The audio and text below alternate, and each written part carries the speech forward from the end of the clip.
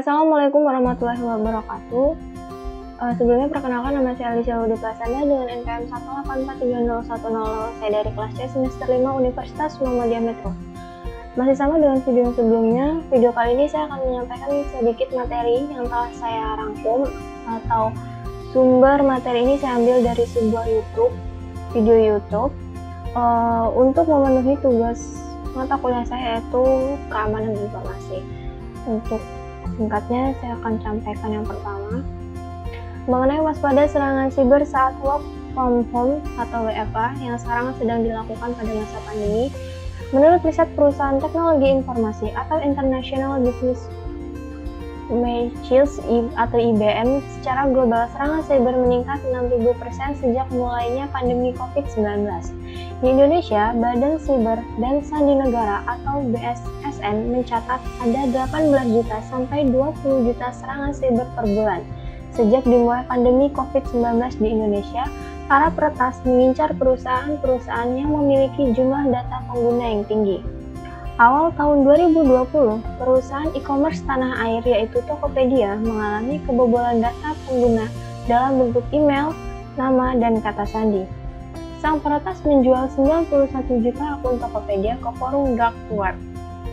Pada bulan Mei, toko online Bineka sejumlah 1,2 juta akun pengguna diretas. Hal tersebut juga disampaikan oleh Jubir Badan Siber dan Sandi Negara, Bapak Anton Setiawan. Beliau menyampaikan, data pengguna ini sangatlah penting, termasuk data pribadi kita, karena dengan data pribadi kita, para penjahat bisa menggunakannya untuk melakukan penipuan, seperti penipuan melalui pengajuan kredit palsu, dan seperti itu banyak dilakukan. Bahkan mereka menggunakan untuk masuk ke transaksi keuangan kita dan mengambil uang kita. Serangan cyber lain seperti membajak video konveksi dan phishing atau penipuan melalui email atau SMS kerap terjadi juga. Beliau juga menyampaikan, salah satunya mungkin dengan adanya pandemi COVID-19 banyak orang bekerja dari rumah, dan ini yang dimanfaatkan orang-orang yang mempunyai niat yang tidak baik untuk menggali informasi, mencari data, dan mencuri informasi dari orang-orang yang bekerja dari rumah. Selanjutnya, cara memastikan keamanan siber saat bekerja di rumah. Yang pertama, dengan memasang firewall terbaru dari perusahaan seperti Palo Alto, CrowdStrike, dan lain-lain. Yang paling utama adalah dengan mengadopsi strategi berbasis cloud karena lebih aman dibanding hardware yang harus diupdate dari rumah.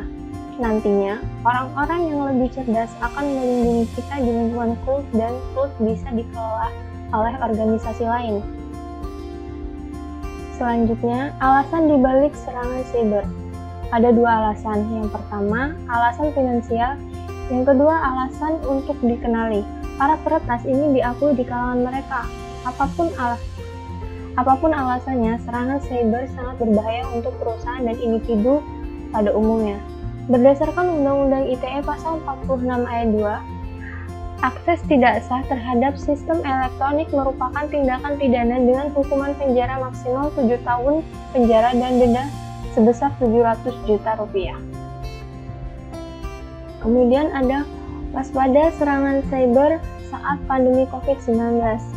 Kemajuan teknologi di bidang informasi, khususnya internet, memang menjadi salah satu solusi bagi pelaksanaan gaya hidup normal baru, mulai dari pegawai, guru, dan murid.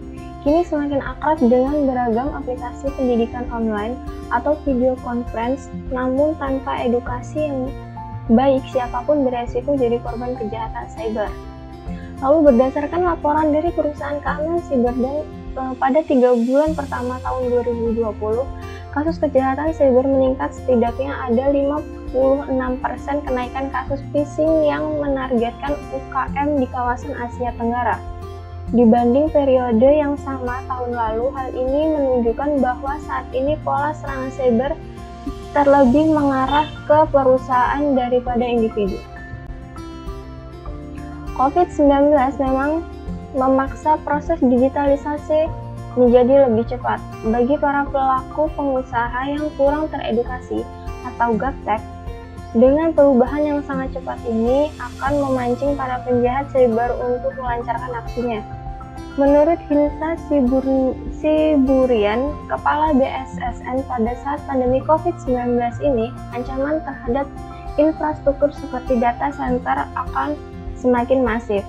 Oleh karena itu, BSSN sebagai regulator keamanan cyber Indonesia memerlukan kolaborasi dengan seluruh pemangku ekosistem keamanan cyber. Selain itu, kemandirian tata kelola pada data center menjadi penting. Lalu ada tips sederhana mencegah kebocoran data diri di lingkungan perusahaan. Ada 3. Yang pertama, memakai VPN saat terkoneksi dengan jaringan kantor. Yang kedua, membatasi akses karyawan yang berhubungan dengan data sensitif. Yang ketiga, selalu melakukan pembaruan pada perangkat lunak. Sekian presentasi dari saya. Mohon maaf apabila ada kesalahan dalam penyampaian. Saya akhiri. Wassalamualaikum warahmatullahi wabarakatuh.